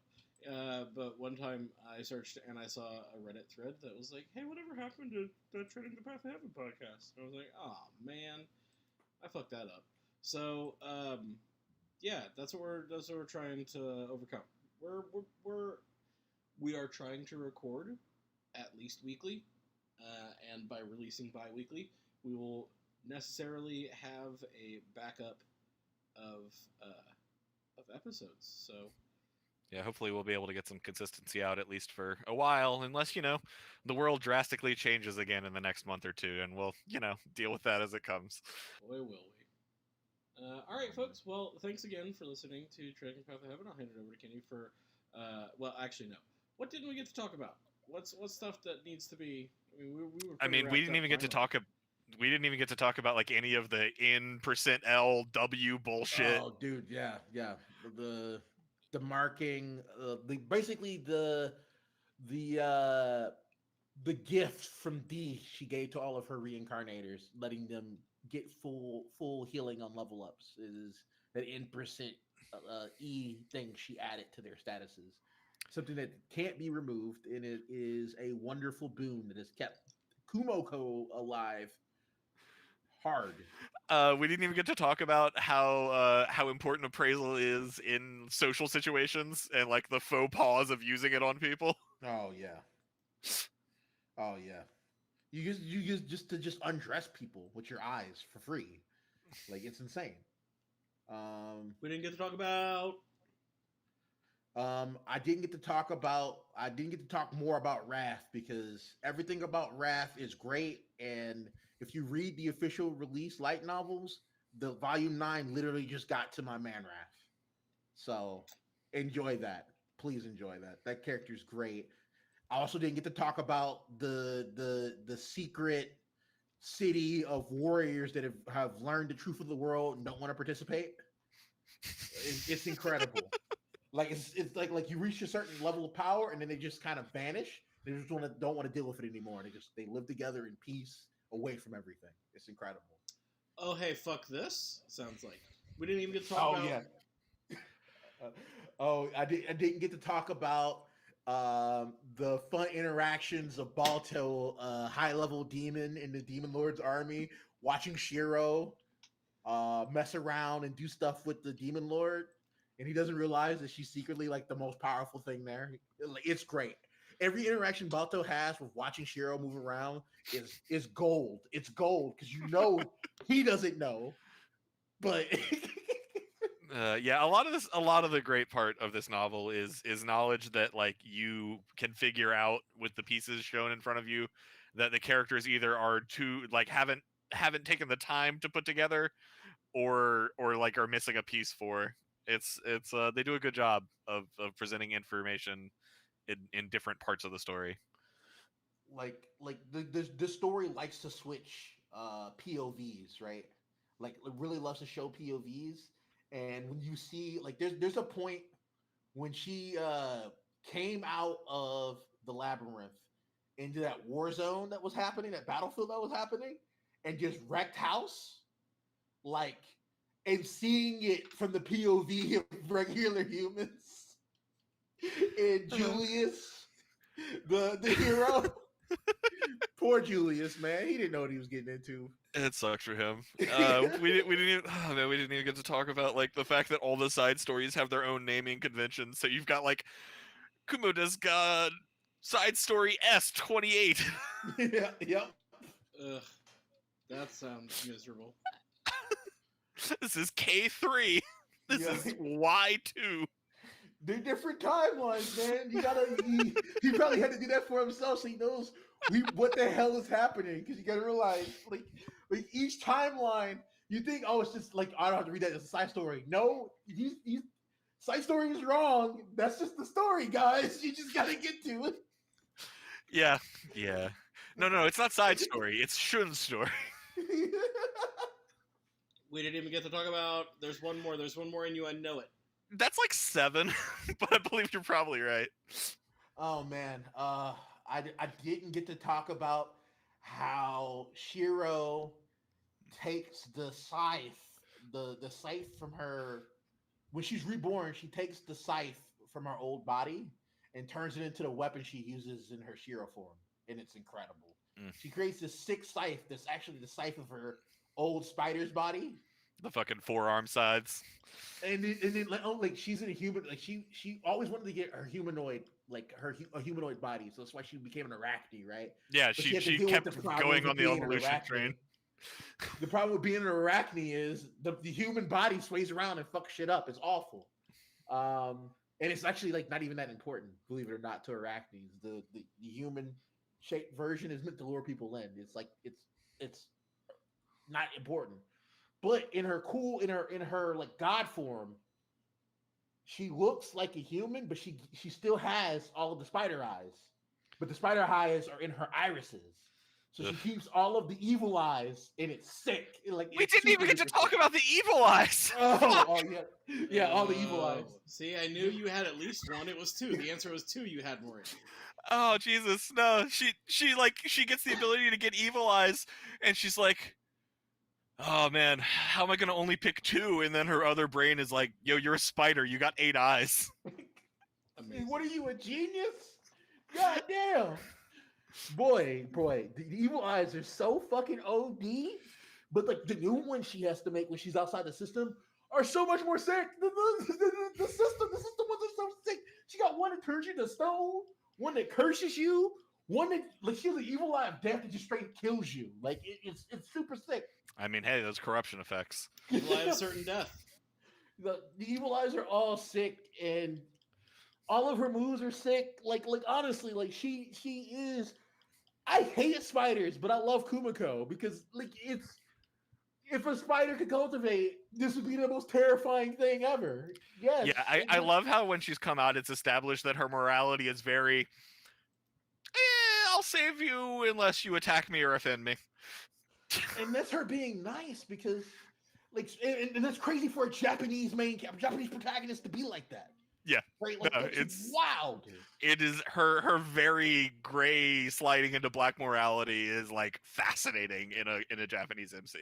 All right, we got to wrap it up. This is part of it we didn't even talk about. We've gone so long on. All right. Yeah. I'm sorry. I wanted. You were not to be blamed for being enthusiastic about the book that we're here to be enthusiastic about. I like this book. This book is like. It's a weird book. A formative time for me in consuming web novel stuff. This was like after Remonster, I was doing this in Slime Show at the same time while I was working a crappy job while in college. Like it was just a good time for me, like a formative time for me, and I just want to see it done well. That's it. That's all. I feel you. One day I'll win the lottery and use it to finance a remake of iShield 21. Oh, dude. So they say fuck games. A lot? That's one of the major differences, yeah. Dude, honestly, it would work too. Like it would be really like look at like if you were to take like honestly, I'm just gonna cut the filler out and make them say fuck a lot and pretty much the same otherwise. Take like a Haikyuu level budget for iShield 21 would be fun as hell, bro. Oh my god. It'd be super good. It would Oh, work. oh no. Americans would eat that shit. They make so much money, dude. You can't say that to me. I want that so badly. Maybe we've got a fan somewhere in the anime industry that's like, yeah, okay, and just decides to go do this now. Man, if the One Punch Man popularity couldn't get a remake of iShield 21, nothing. Well, short of me personally spending my money out of my pocket to make it happen, which I would do if the means were available to me. You could just Bezos it and do like they did with he did with The Expanse or whatever, and just like have your company buy it. Yeah, we'll get there. We'll get there one day. You know, I never thought The Expanse would ever get a show, but Amazon did it. Congratulations. Amazon continued it. Sci-Fi did it, and then they were like, wow, this is untenable. And then Amazon... I didn't know that it happened. Dude, you're just like a bundle of trivia. I didn't even know that. That's why I'm here, Richard. For Amazon. That's what the point of me is on this show. I know some things. And I know a lot about some things. And so, like, I'm here to talk about those things. Anyway, we love you guys. Thank you for listening to the podcast. We'll talk to you next week or 2 weeks from now or whenever. Yep. If you're on our Discord, pretty much whatever. So, otherwise, we'll see you next time we record. It's been a lovely time, and we'll see you next time. I've said that like 4 times now. Bye. Bye-bye. We'll see you next time. 5. See you next time. Thanks to Yuki Okami and James. Thank you, Yuki Okami and James. Yuki Okami. Bill's not here. Bill, come back to say Yuki Okami and James. It's not gonna work. He did say it earlier, I believe. So we'll have to live with that. Okay. All right. Mm-hmm. And what are we going to cover next week? I don't know if we've talked about it, and I honestly don't know. But I'm sure there's a thing. Yep. I started reading Devil as a Part-Timer. I might cover that light novel since it ended in 2020. That's fair. But no, there's definitely some stuff on the docket. But we'll discuss what before next week. Up. Talk to y'all soon. All right. Bye. Okay. Now we could just talk. We could just talk about what we're gonna do. All right. Yeah, I'm not really sure. I'm not sure. I started Legendary Mechanic, and I really want to check out what is it? Reverend Insanity, so I can understand the hype and people are so crazy about that. Yeah, just the meme. I just want to know, but it's hard to find a version of it that I can just read casually without it just disappearing from the fucking internet. Like, Jesus Christ. Literally, I found the spot and I started reading, and I hit next, and the whole website got taken down. That's why the EPUB channel exists now. You gotta go fucking get that shit ripped, and then never worry about it again. As far as it exists, right? That one's not gonna get a finished translation, right? So fuck it. Just grab a EPUB. It doesn't matter. You're not getting updates anyway. Fuck it. Yeah, it's not getting any better. I gotta try to find an EPUB that isn't like riddled with malware or Chinese tracking. But no, if you wanted to do that above your head, we could do that. Yeah, I need to read that. Yeah, above your head. If you want to do that, I'll catch. I'm like 50 chapters behind at this point. I'd stop to give it some time. Do we have I also wanted to decide if we're gonna crack that manga virginity on the show, because boy, there's some shit I want to talk about. I mean, I could talk about solo leveling for a bit. So okay, is a novel. But I can't find the novel part. I can only find the manga, and the manga is fucking incredible. Did they scrub the web novel from the internet? Because I think I had an EPUB. I gotta find it. I'm not saying they did or didn't. I have not looked very hard, so that's more likely on me than the internet. It is very popular, so he might have taken it down and making more money off of the manga and the other shit. Well, if that's the reason it was taken down, it's the best possible thing. So I'm okay with that. But the manga is incredible, and it needs an anime so badly. I mean, with the fact that God of High School and Tower of God have animes proves that we're gonna get more Korean shit. Solo Leveling is gonna get animated, even if Crunchyroll got to do it themselves. I hope they do. Like, I hope anyone does it. I don't care There are faces in that show I need to see animated. Okay, I'm gonna check it out. So here's the problem I have with why I didn't get into Solo Leveling. I read like the first beginning of it, but it came out at the same time that like other stuff that was similar to it, like Master Hunter K, and everyone else is a returnee, and a bunch of other things were happening at the same time it was coming out on novel translations. And I was like, I don't really know if I want to read Solo Leveling. I don't really like the title. I'll be honest, like the story is kind of like, it's got some really interesting points, but like the fucking art in the manga is fucking incredible.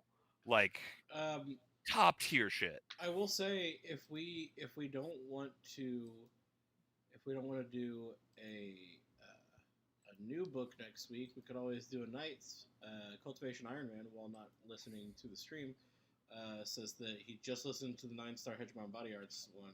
No, he listened to Overgeared. He wants 9-star. He wants a 9-star. Oh man, there's some shit about 9-star I could talk about. But I do want to do a real episode that isn't a Nights, because we've hit here. We've been doing too many Nights, is my opinion. And I would like to do a real one. We save the 9-star when we're in the middle of reading something. Like I literally marathon. Like, do we have new ones that we can continue for the next 3 weeks? I mean, there's a lot of shit, and I would be able to read far enough in new books to do that. To cover it. Same. I gotta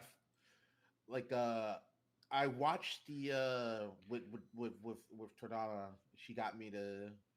I watched a bunch of stuff I normally don't consume, so I've been just marathoning it. Like for the first time in my life, I'm getting into romance stuff, and it's just been a lot. It's just been like we did a lull in the sea.